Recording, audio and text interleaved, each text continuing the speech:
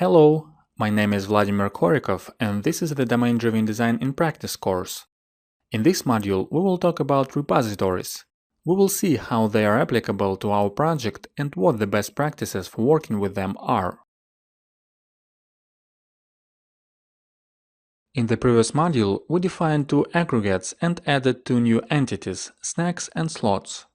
Now let's adjust our database structure by adding new tables for them. This is our domain model. And this is the database for it. You can see that just as with the snack machine table, the snack pile value object is inlined into the slot table, so that we don't have a separate table for it. I added new rows to the IDs table so that the high-low algorithm can work with these entities as well. And I also filled out the snack table with 3 different snacks and added 3 slots with these snacks for the existing snack machine. That brings us to another important DDD notion – repository. Repository is a pattern for encapsulating all communications with the database. The idea is that the client code should get the required domain objects as if they reside in the memory, just by calling a single method and without any additional effort. So in our case, a code that retrieves a snack machine could look like this. An important question here is how many repositories should one create for a domain model? The general rule is that there should be a repository per each aggregate. So in our case, there should be 2 of them, a snack machine repository and a snack repository. The snack machine repository handles all the work for retrieving the internal slot instances, so when we call the code above, not only should it get the snack machine itself, but also all its slots. This is usually achieved either by eagerly loading the sub-entities together with the aggregate root or by employing lazy loading. Similarly, when we save an updated snack machine, its sub-entities should be saved with it, without additional effort from our side. Another rule of thumb for working with repositories is that their public methods should work with aggregate roots only. The snack machine repository should accept and return the snack machine instances. All the work with the internal entities have to be done behind the scenes, either manually in the repository or using ORM mapping capabilities. At this point, you might ask, what if you need to get a sub-entity instance? What if you don't know to which parent the sub-entity instance belongs? A common practice in this case is retrieving an aggregate root instance first and working with it to get the required sub-entity. For example, in our case, if the client code would like to retrieve a slot by its identifier, we could create a method like this one. You can see this method resides in the snack machine repository, and although it accepts a slot ID, it returns an instance of snack machine, not slot. Aside from utilizing an ORM, repositories can work with the database directly, either by using SQL or by calling stored procedures. So it's a good idea to commission all communications with the database to repositories, even if such communications bypass the ORM. An example here would be reading a list of snack machines and sending it to the client. If such query is performance sensitive, you can write a separate SQL script for it and use it from the repository directly, without involving the ORM and domain objects.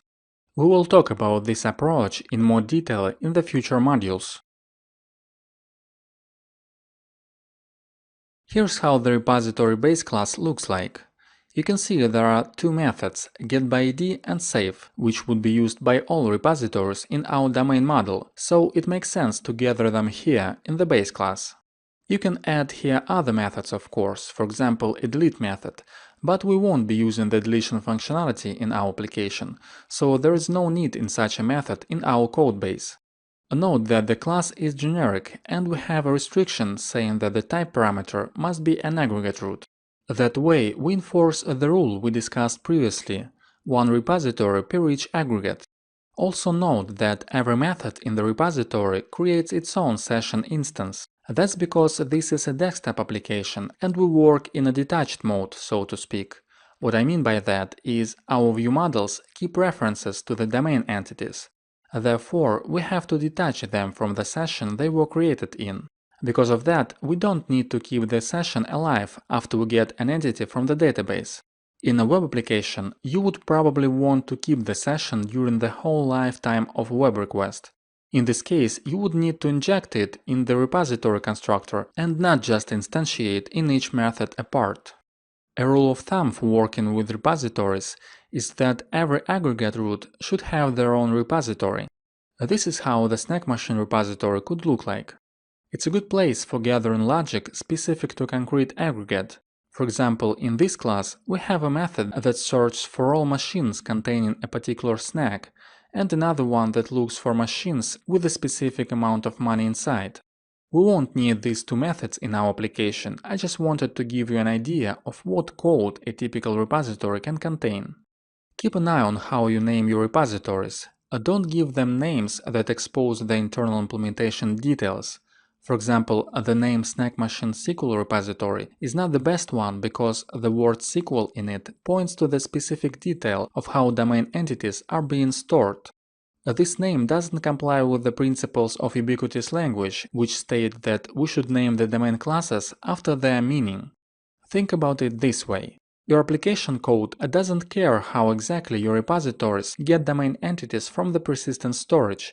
They don't even care what the storage that is. In fact, a repository can get the required data from multiple sources if needed. All these details are irrelevant to the clients of the repository, so don't name it after the underlying storage it uses. Snack Machine repository would be just fine in our case. Now, as we have repositories in place, let's discuss the mapping for the new domain entities. This is a mapping for the Snack class. This class is very simple, so is the mapping for it. All it contains is the ID and the name properties. The slot mapping is a little bit more complex. In addition to the ID and position properties, here we have the value object mapped using the component method and a reference to the Snack Machine instance. Note that the value object contains a reference to the Snack entity, and we disable lazy loading for that entity here. That's because our domain objects work in the detach mode and we have to fetch all required elements at once. We cannot use lazy loading when an object is detached from its session. In a web application, you would probably want to keep lazy loading behavior because you usually don't have domain objects detached. Aside from the mapping for the two new entities, we need to define the one-to-many relationship between the Snack Machine and slot classes. It can be done with this line. You can see we use a special reveal class here. That's because the slots collection is marked as protected, so the map class cannot access it directly. Note that the collection is marked as non-lazy as well. Alright, here is a temporary test I'll use to test the repository along with the newly created mappings. And this is the data in the database for the Snack Machine. You can see all slots are successfully loaded into memory. And now let's try to change something. Let's try to buy a snack and save the Snack Machine after that. Running the test. The test has completed.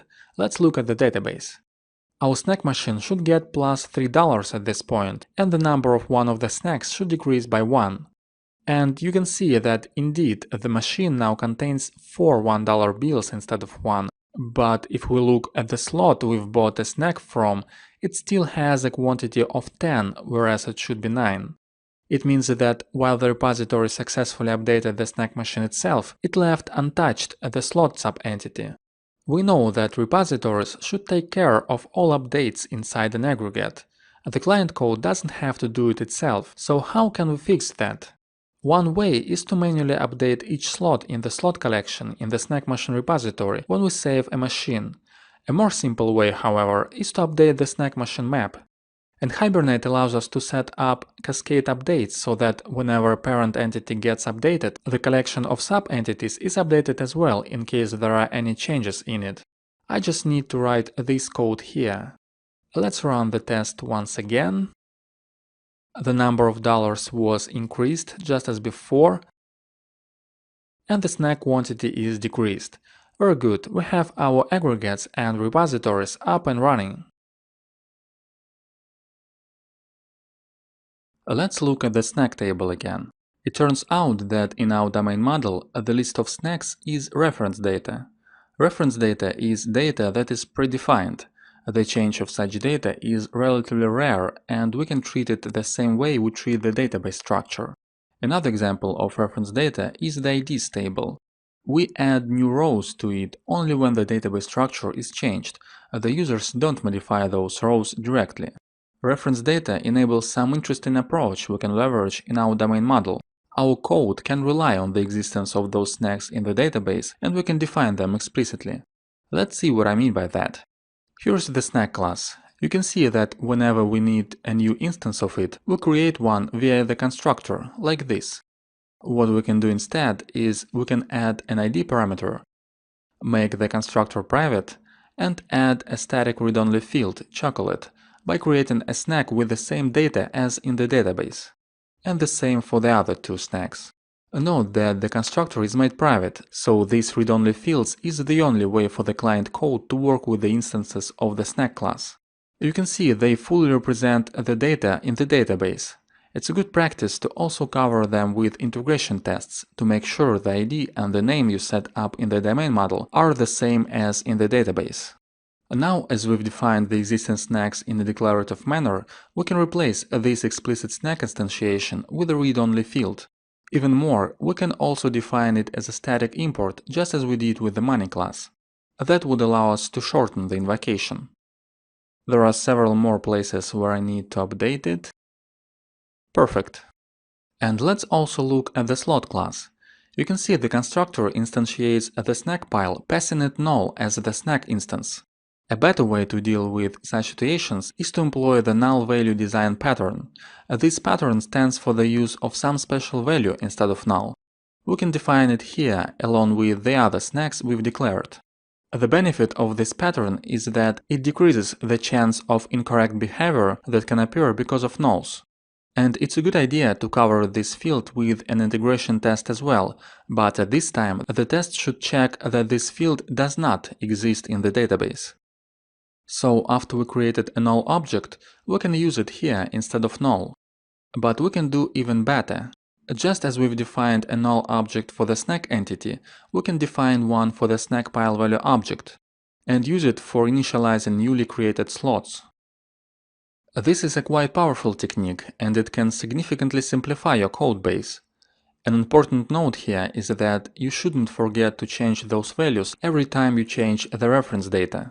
Because of that, it is vital to cover these static fields with integration tests to verify they match the data in the database.